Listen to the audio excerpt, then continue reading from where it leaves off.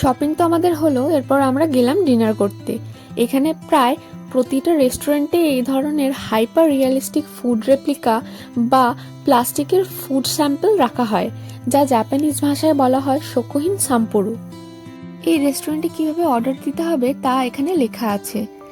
এই টেবিলের কাছে এখানে একটা কিউআর কোড আছে, যেটা আমাদের প্রথমে স্ক্যান করতে হবে।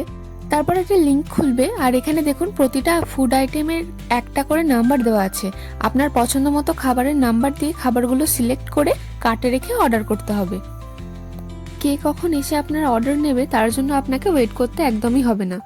আপনার অর্ডারটি কনফার্ম হলে টেবিলে যে ছোট্ট স্ক্রিনে কিউআর কোডটা ছিল সেখানে দেখাবে আপনার অর্ডারটি তাদের কাছে পৌঁছে গেছে, এবং আপনার মোবাইলে একটি বারকোড গেছে যেটা স্ক্রিনশট তুলে রাখতে হবে। পরে বিল পেমেন্ট করার জন্য সেটি লাগবে। আমাদের সব খাবার এলো, কিন্তু যেটা শো স্টপার ছিল সেই দিনের সেটা হচ্ছে এই যে তিরামিসু। আমি প্রথমবার ট্রাই করলাম, আর প্রথমবারই আমার এত অসাধারণ লেগেছে। তবে হ্যাঁ, এটা আমার ট্রাই করার অনেক দিনেরই ইচ্ছা ছিল। শপিং সেরে ডিনার করে সময়টা বেশ ভালোই কাটলো।